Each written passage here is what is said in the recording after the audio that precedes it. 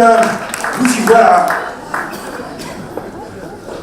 Et c'est avec cette mise en mouvement caillant, mais du rouleur du groupe Cap Laossé que j'ai le grand plaisir de vous souhaiter à toutes et à tous la bienvenue. Bienvenue, toutes.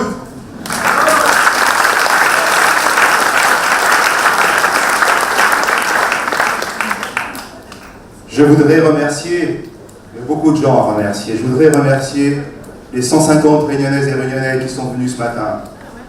Parmi vous, les adhérents du choix, les membres du bureau du choix qui m'ont fait confiance. Merci à vous tous pour l'organisation de ce congrès.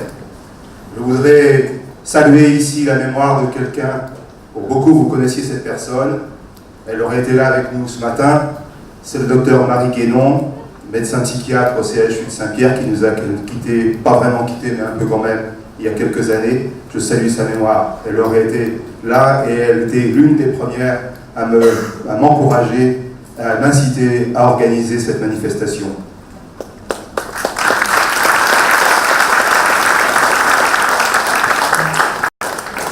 Il y a celles et ceux qui viennent de loin, voire même de très loin.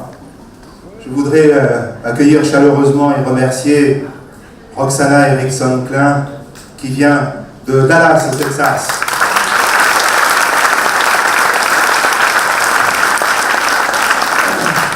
Merci également au professeur Rachid Toukayev qui vient de l'université de Moscou, en Russie.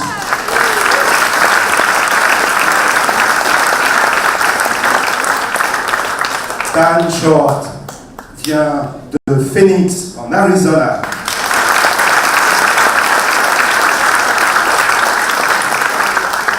Et puis, il y a ceux qui viennent de très loin. Celui qui vient de plus loin, c'est le docteur Ricardo Fais de Brésil, Porto Alegre, sud du Brésil.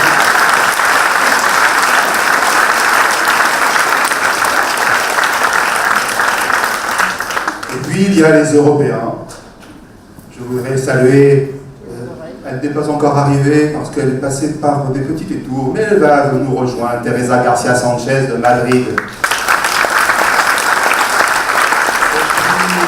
Et puis, également Vladimir Zelinka qui est de Bruxelles, en Belgique. Il est au fond de la salle. Vladimir est un compatriote de notre regretté Thierry Melchior. Thierry Melchior qui était venu ici même nous enseigner l'hypnose en 2013. Thierry Melchior qui m'avait dit « Si ma santé le permet, je serai parmi vous ce matin ». Nul doute qu'il est là pour nous aider à créer le réel. Et puis alors il y a parmi les congressistes, celles et ceux qui viennent de métropole, mais aussi de Suisse, de Belgique, que je salue bien sûr. Pour certains d'entre vous, c'est la première fois sur notre île. Et puis il y a les intervenants, vous êtes nombreux, plus d'une pratiquement 30 personnes venus. Je ne peux pas toutes et tous vous citer bien sûr, mais je vous souhaite la bienvenue. Et parmi vous quand même, une mention spéciale pour 3 personnes. 3 personnes qui m'ont aiguillé parfois, qui m'ont donné des bons conseils, des petites astuces. Je voudrais saluer très chaleureusement Bernadette Autrin-Servilla, Isabelle Célestin-Lopito et le professeur Antoine Guérin.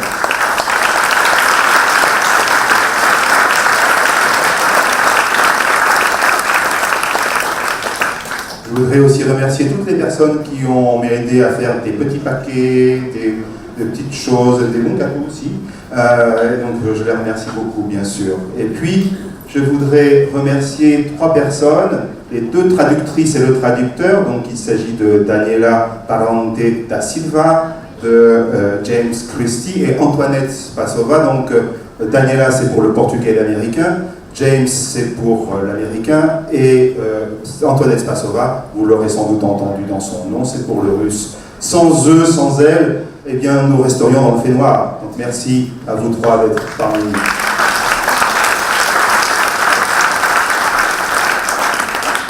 Enfin, je voudrais remercier également toutes les personnes bénévoles qui sont là pour nous aider à fluidifier le congrès, et ils seront là pour vous aider à répondre aux questions. Donc je vais les nommer parce qu'ils sont très importants. Donc il y a les jeunes médecins, il y a Elodie, Océane, il y a Thibaut, il y a Léo, il y a aussi Marion qui est la secrétaire de l'AFEM, l'Association française d'enseignement d'hypnose médicale de Jean-Marc Benaim, qui est avec nous aussi, venu spécialement de Paris. Puis il y a les seniors, Gérard et Viroun. Tous ces gens-là, vous les avez rencontrés à l'accueil, ils sont de très bonne humeur, ils sont très contents d'être là. Donc merci à eux, merci à elles.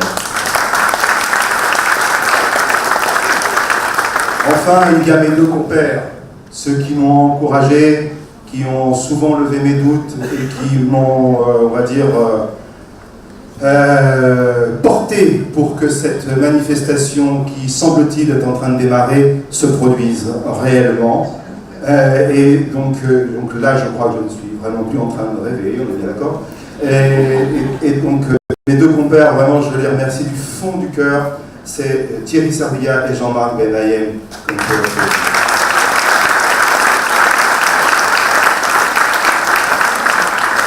Alors, ce congrès, il est placé sous le thème de la diversité de nos pratiques professionnelles en hypnose et également de la diversité des cultures. L'un ne va pas sans l'autre. On ne peut pas faire d'hypnose thérapeutique si on n'est pas inséré dans la culture, et notamment la culture du patient, bien entendu. Et bien notre culture aussi. Eh bien, quoi de mieux indiqué que notre père perdu au milieu de l'océan Indien, que l'île de la Réunion, pour incarner justement cette diversité. Nous qui, comme on dit maintenant, connaissons le vivre ensemble.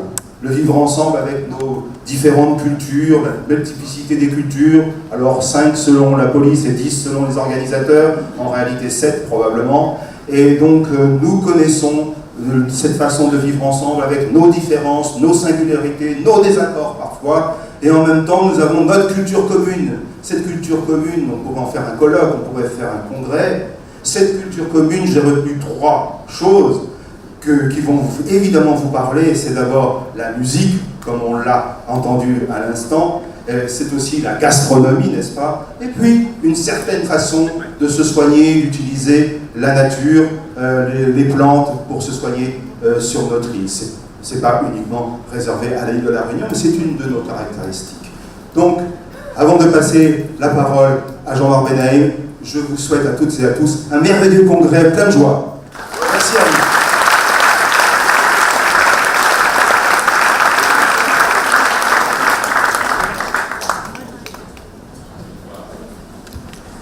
Il a tout dit. Hein. Le sujet. Bon, tout d'abord, mais vraiment juste quelques mots.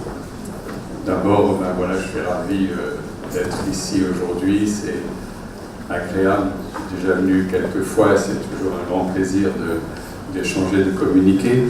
Donc, tout d'abord, merci à toi, Jean-Claude, d'avoir organisé et d'avoir associé la FEM, enfin, l'association, à cette belle initiative.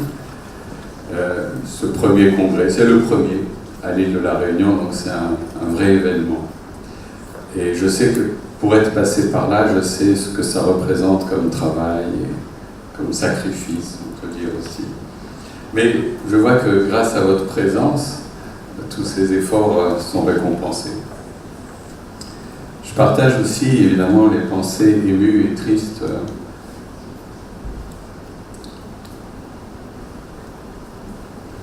pour nos amis qui n'ont pas pu être là aujourd'hui. Je pense surtout à Marie, bien sûr. François Roustan, quelques jours avant de partir, me dit « Mais t'inquiète pas pour moi, je suis une goutte d'eau qui retourne à l'océan. » Très égoïstement, merci Jean-Claude d'avoir aussi convié, invité comme conférencier des collègues américains, russes, brésiliens, européens, que je n'avais jamais entendus, peut-être comme certains d'entre vous. Et c'est un plaisir, bien sûr, de découvrir, d'échanger, et c'est toujours une richesse pour nous, bien sûr, d'entendre les différentes façons de voir l'hypnose à travers différents continents, différentes cultures. Et juste quelques lignes, mais voilà, parce que vraiment, je crois que Jean-Claude a tout dit, quelques lignes que j'ai récupérées dans un texte, dans un livre de François Roustan. Vous voyez si ça peut nous aider pour commencer la journée. Il fut un temps où les médecins faisaient tout autre chose que de quantifier. Ils avaient un rôle social, une présence, une forte intuition et une implication personnelle. Si l'hypnose a tellement de succès aujourd'hui, c'est vrai, dans les médias, dans les nombres de formations qui existent, si l'hypnose a tellement de succès aujourd'hui, c'est parce que les médecins sentent que la médecine s'est déminéralisée, déshumanisée. Et l'hypnose vient combler ce manque. Eh bien, bienvenue à tous et ravi de cette ouverture qui est très prometteuse. Merci encore de ton invitation, Jean-Claude.